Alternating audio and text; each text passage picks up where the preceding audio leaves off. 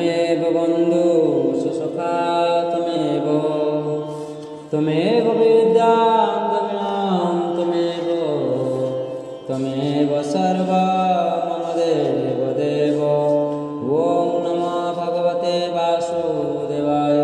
श्री परमात्माय नमः। श्री एकादशी महात्मा। ज्येष्ठ मास शुक्ल पक्ष की निर्जला एकादशी का महात्म्य। युधिष्ठिर ने कहा, जनार्दन, अपरा का सारा महात्म्य मैंने सुन लिया।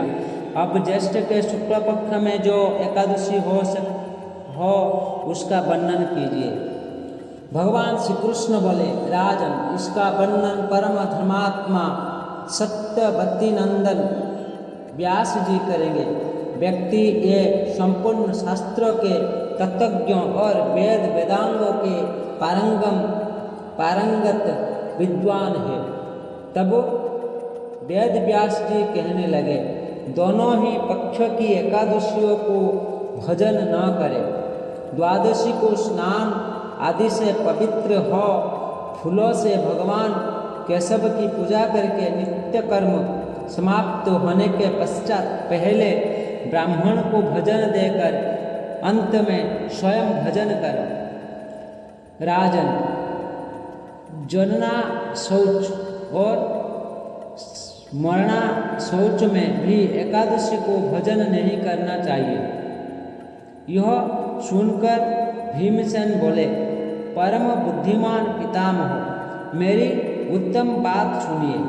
राजा युधिष्ठिर, माता कुंती, द्रौपदी, अर्जुन, नकुल और सहदेव ये एकादशी को कभी भजन नहीं करते तथा मुझसे भी हमेशा यही कहते हैं कि भीमसेन, तुम भी एकादशी को न खाया करो। किंतु मैं इन लोगों से यह कह दिया करता हूँ कि मुझसे भूख नहीं सही जाएगी। भीमसेन की बात सुनकर व्यास जी ने कहा, यदि तुम्हें स्वर्गलोक की प्राप्ति अभिष्ट है और नरक को दूषित समझते हो तो दोनों पक्ष की एकादशी को भजन न करना।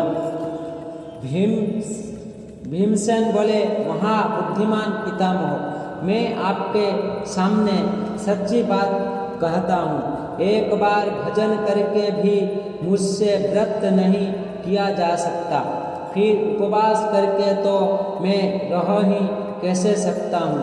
मेरे उदर में ब्रुक नामक अग्नि सदा प्रज्वलित रहती है, अतः जब मैं बहुत अधिक खाता हूँ तभी यह शांत होती है। इसलिए महामुनि, मैं वर्ष भर में केवल एक ही उपवास कर सकता हूँ, जिससे स्वर्ग की प्राप्ति सुलभ हो तथा जिसके करने से मैं कल्याण का भागी हो सकूँ। ऐसा कोई एक व्रत निश्चय करके बताइए, मैं उसका यथोचित रूप से पालन करूँगा। व्यास जी ने कहा, भीम, ज्येष्ठ मास में सूर्य वृषभ राशि पर हो या मिथुन राशि पर शुक्ल पक्ष में जो एकादशी हो उसका यत्नपूर्वक निर्जल व्रत करो। केवल कुला या आचमन करने के लिए मुख में जल डाल सकते हैं, उसको छोड़कर और किसी प्रकार का जल विद्वान पुरुष मुख में न डाले, अन्यथा व्रत भंग हो जाता है। एकादशी को सूर्योदय से लेकर दूसरे दिन के सूर्योदय तक मनुष्य जल का त्याग करे तो यह व्रत पूर्ण होता है। तदनंतर द्वादशी को निर्मल प्रभात काल में स्नान करके ब्राह्मण को विधि पूर्वक जल और सुवर्ण का दान करें। इसी प्रकार सब कार्य पूरा करके जितेंद्रिय पुरुष ब्राह्मण के साथ भजन करें। वर्ष भर में जितनी एकादशियाँ होती है उन सबका फल निर्जला एकादशी को सेवन से मनुष्य प्राप्त कर लेता है। इसमें तनिक भी संदेह नहीं है। शंख चक्र और गदा धारण करने वाले भगवान केशव ने मुझसे कहा था कि यदि मानव सबको छोड़कर एकमात्र मेरी शरण में आ जाए और एकादशी को निराहार रहे तो वह सब पापों से छूट जाता है। एकादशी व्रत करने वाले पुरुष के पास विशाल काया, विकराल आकृति और काले रंग वाले दंड पाशधारी भयंकर यमदूत नहीं जाते। अंतकाल में पीतांबरधारी सौम्य स्वभाव वाले, हाथ में सुदर्शन धारण करने वाले और मन के समान वेगशाली विष्णुदूत आकर इस वैष्णव पुरुष को भगवान विष्णु के धाम में ले जाते हैं। अतः निर्जला एकादशी को पुण्य यत्न करके उपवास करना चाहिए। तुम भी सब पापों की शांति के लिए यत्नों के साथ उपवास और श्रीहरि का पूजन करो। स्त्री हो या पुरुष, यदि उसने मेरु पर्वत के बराबर भी महान पाप किया हो तो वह सब एकादशी को प्रभाव से भस्म हो जाता है। जो मनुष्य उस दिन जल के नियमों का पालन करता है वह पुण्य का भागी होता है। उसे एक एक पहर में कोटि कोटि स्वर्ण मुद्रा दान करने का फल प्राप्त होता है। मनुष्य निर्जला एकादशी के दिन स्नान, दान, जप, होम आदि जो कुछ भी करता है वह सब अक्षय होता है। यह भगवान श्री कृष्ण का कथन है। निर्जला एकादशी को विधि पूर्वक उत्तम रीति से उपवास करके मानव वैष्णव पद को प्राप्त कर लेता है। जो मनुष्य एकादशी के दिन अन्न खाता है वह पाप भजन करता है। इसी लोक में वह चांडाल के समान है और मरने पर दुर्गति को प्राप्त होता है। जो ज्येष्ठ के शुक्ल पक्ष में एकादशी को उपवास करके दान देंगे वो परम पद को प्राप्त होंगे। जिन्होंने एकादशी को उपवास किया है वो ब्रह्महत्यारे, शराबी, चोर तथा गुरुद्रोही होने पर भी सब पातक से मुक्त हो जाते हैं। कुंती नंदन निर्जला एकादशी को दिन श्रद्धालु स्त्री पुरुष के लिए जो विशेष दान और कर्तव्य विहित है उसे सुनो।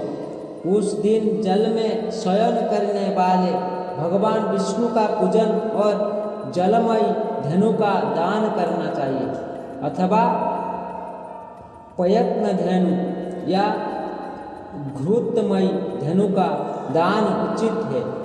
पर्याप्त दक्षिणा और भांति भांति के मिष्टान्न द्वारा यत्नपूर्वक ब्राह्मणों को संतुष्ट करना चाहिए। ऐसा करने से ब्राह्मण अवश्य संतुष्ट होते हैं और उनके संतुष्ट होने पर श्रीहरि मोक्ष प्रदान करते हैं। जिन्होंने सोम, दम और दान में प्रवृत्त हो श्रीहरि की पूजा और रात्रि में जागरण करते हुए इस निर्जला एकादशी का व्रत किया है, उन्होंने अपने साथ ही बीती हुई 100 पीढ़ियों को और आने वाली 100 पीढ़ियों को भगवान वासुदेव के परम धाम में पहुंचा देता है। निर्जला एकादशी के दिन अन्न, वस्त्र, गौ, जल, सख्य, सुंदर आसन, कमंडल तथा छता दान करने चाहिए। जो श्रेष्ठ एवं उत्सुक पात्र ब्राह्मणों को जूता दान करता है वह सोने के विमान पर बैठकर स्वर्गलोक में प्रतिष्ठित होता है। जो इस एकादशी की महिमा को भक्तिपूर्वक सुनता तथा जो भक्तिपूर्वक उसका वर्णन करता है वो दोनों स्वर्गलोक में जाते हैं। चतुर्दशी युक्त अमावस्या को सूर्य ग्रहण के समय श्राद्ध करके मनुष्य जिस फल को प्राप्त करता है वही उसके श्रवण से भी प्राप्त होता है। पहले दंत धावन करके यह नियम लेना चाहिए कि मैं भगवान केशव की प्रसन्नता के लिए एकादशी को निराहार रहकर मन के सिवा दूसरे जल का भी त्याग करूँगा। द्वादशी को देव देवेश्वर भगवान विष्णु का पूजन करना चाहिए। गंध धूप पुष्प और सुंदर वस्त्र से विधि पूर्वक पूजन करके जल का घोड़ा संकल्प करते हुए निम्नांकित मंत्र का उच्चारण करें। देव देव ऋषिकेश संसारम अवतारक उदकुंभ प्रदानेन नय मां परमां गतिम। संसार सागर से तारने वाले देवदेव ऋषिकेश इस जल के घड़े का दान करने से आप मुझे परम गति की प्राप्त कराइए। भीमसेन ज्येष्ठ मास में शुक्ल पक्ष की जो शुभ एकादशी होती है उसका निर्जला व्रत करना चाहिए तथा उस दिन श्रेष्ठ ब्राह्मण को शक्कर के साथ जल के घड़े दान करने चाहिए। ऐसा करने से मनुष्य भगवान विष्णु के समीप पहुंचकर आनंद का अनुभव करता है। तत्पश्चात द्वादशी को ब्राह्मण भोजन कराने के बाद स्वयं भोजन करें। जो इसी प्रकार पूर्ण रूप से पाप नाशिनी एकादशी का व्रत करता है वह सब पाप से मुक्त हो अनामय पद को प्राप्त होता है। यह सुनकर भीमसेन ने भी इस शुभ एकादशी का व्रत आरंभ कर दिया। तब से यह लोक में पांडव द्वादशी के नाम से विख्यात हुई। जय एकादशी जय एकादशी एकादशी जय एकादशी। एव माता च पिता त्वमेव बंधु सखा त्वमेव विद्यां द्रविणां त्वमेव सर्वं मम देव।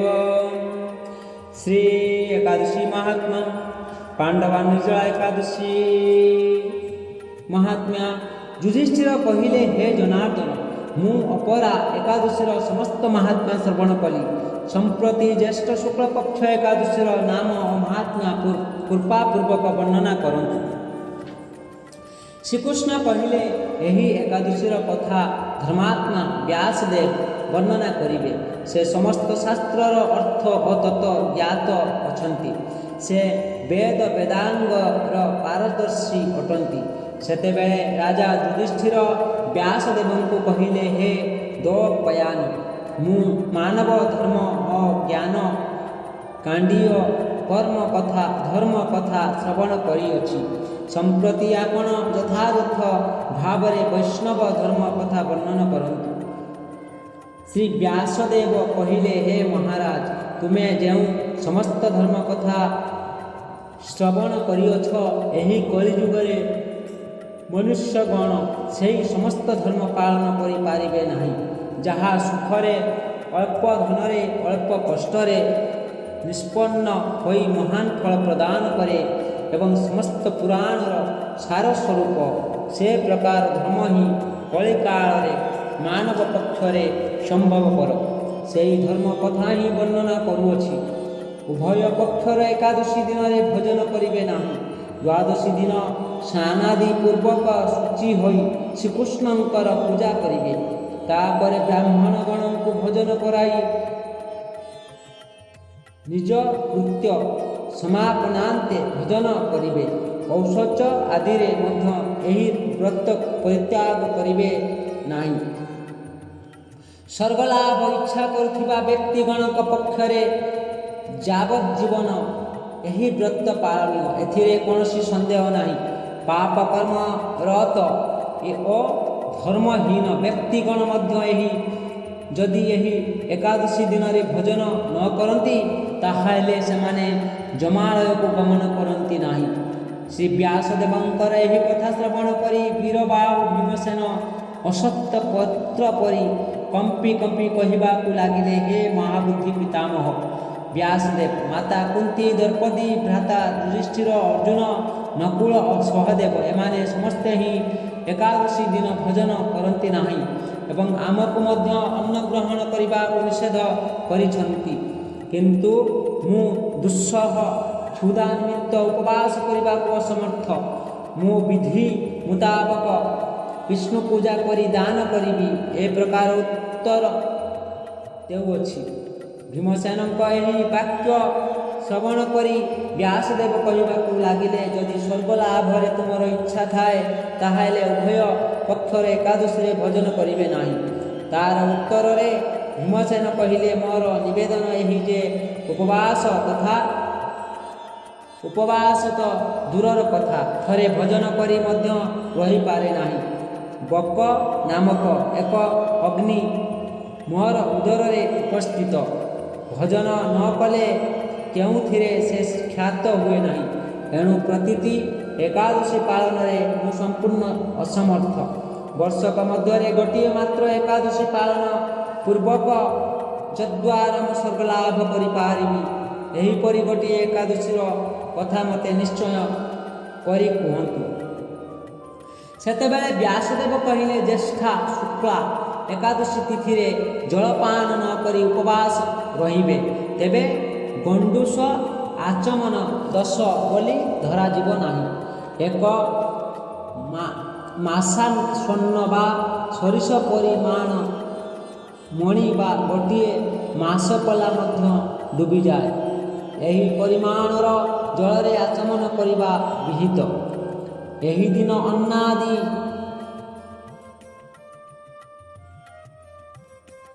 ଗ୍ରହଣ କଲେ ବ୍ରତ ଭଙ୍ଗ ହୁଏ। ଏକାଦଶୀ ଦିନର ସୂର୍ଯ୍ୟୋଦୟ ଠାରୁ ଦ୍ୱାଦଶୀ ଦିନର ସୂର୍ଯ୍ୟୋଦୟ ପର୍ଯ୍ୟନ୍ତ ଜଳପାନ ବର୍ଜନ କଲେ ଅନାୟାସରେ ଦ୍ୱାଦଶୀଟି ଏକାଦଶୀର ଫଳ ଲାଭ କରିଥାଏ। ଦ୍ୱାଦଶୀ ଦିନର ସୂର୍ଯ୍ୟୋଦୟରେ ସ୍ନାନାଦି ସମାପନ, ବ୍ରାହ୍ମଣ ଗଣଙ୍କୁ ଜଳ ଓ ସୁବର୍ଣ୍ଣ ଦାନ ପୂର୍ବକ ଭୋଜନ କରାଇ କୁଟୁମ୍ବଗଣ ସହ ନିଜେ ଭୋଜନ କରିବେ। ଏହିପରି ଦ୍ୱାଦଶ ବ୍ରତ ପାଳନ କଲେ ଯେଉଁ ପୁଣ୍ୟ ହୁଏ ତାହା ବର୍ଣ୍ଣନା କରୁଛି, ଶ୍ରବଣ କର। ସମ୍ବତ୍ସର ମଧ୍ୟରେ ଯେଉଁ ସମସ୍ତ ଏକାଦଶୀ ଉପସ୍ଥିତ ହୁଏ, ସେହି ଏକାଦଶୀ ସମୂହର ଫଳ ହିଁ ଏହି ଗୋଟିଏ ମାତ୍ର ବ୍ରତ ଉପବାସରେ ଲାଭ କରାଯାଏ। ଏଥିରେ କୌଣସି ସନ୍ଦେହ ନାହିଁ। ଶଙ୍ଖ ଚକ୍ର ଗଦା ପଦ୍ମଧାରୀ ଶ୍ରୀକୃଷ୍ଣ ଆମକୁ କହିଛନ୍ତି, ବୈଦିକ ଓ ଲୌକିକ ସମସ୍ତ ଧର୍ମ ପରିତ୍ୟାଗ ପୂର୍ବକ ମନୁଷ୍ୟ ଏକମାତ୍ର ମୋର ଶରଣାପନ୍ନ ହୋଇ ଏକାଦଶୀରେ ନିରାହାର ରହିଲେ ପାପ ବିମୁକ୍ତ ହୋଇଥାଏ। କଳିଯୁଗରେ ଦ୍ରବ୍ୟ ଶୁଦ୍ଧି ନାହିଁ, ଅତଏବ କଳିରେ ଶାସ୍ତ୍ରୋକ୍ତି ସଂସ୍କାର ବିଶୁଦ୍ଧ ହୁଏ ନାହିଁ। ସୁତରାଂ ବୈଦିକ ଧର୍ମ କେତେବେଳେ ହେଲେ ସୁସମ୍ପନ୍ନ ହୋଇପାରେ ନାହିଁ। ହେ ଭୀମସେନ, ତୁମକୁ ବହୁତ କଥା କହିବାର ପ୍ରୟୋଜନ କ'ଣ? ତୁମେ ଉଭୟ ପକ୍ଷର ଏକାଦଶୀରେ ଭୋଜନ କରିବ ନାହିଁ। ଯଦି ସେଥିରେ ଅସମର୍ଥ ହୁଅ ତାହେଲେ ଜ୍ୟେଷ୍ଠ ମାସର ଶୁକ୍ଳପକ୍ଷ ଏକାଦଶୀରେ ଜଳପାନ ବ୍ୟତୀତ ଉପବାସ କରିବ। ଏହି ଏକାଦଶୀ ଧନଧାନ୍ୟ ପ୍ରଦାୟିନୀ ଓ ପୁଣ୍ୟଦାୟିନୀ, ଏହା ମୁଁ ସତ୍ୟ କରି କହୁଛି। କରାଳ ମୂର୍ତ୍ତି ଦଣ୍ଡଧାରୀ ଯମଦୂତଗଣ ଏହି ବ୍ରତ ପାଳନକାରୀ ମନୁଷ୍ୟକୁ ଜୀବନାନ୍ତେ ସ୍ପର୍ଶ କରିପାରନ୍ତି ନାହିଁ, ପରନ୍ତୁ ପୀତାମ୍ବରଧାରୀ ବିଷ୍ଣୁଦୂତଗଣ ସେହି ବୈଷ୍ଣବଙ୍କୁ ବିଷ୍ଣୁଲୋକକୁ ନେଇଯାଆନ୍ତି। ଏଣୁ ସମସ୍ତ ପ୍ରୟତ୍ନର ସହିତ ଏହି ପାଣ୍ଡବ ନିର୍ଜଳା ଏକାଦଶୀ ବ୍ରତ ପାଳନ କରିବେ। ଜୟ ଏକାଦଶୀ, ଜୟ ଏକାଦଶୀ, ଏକାଦଶୀ ଜୟ ଏକାଦଶୀ, ଜୟ ଏକାଦଶୀ।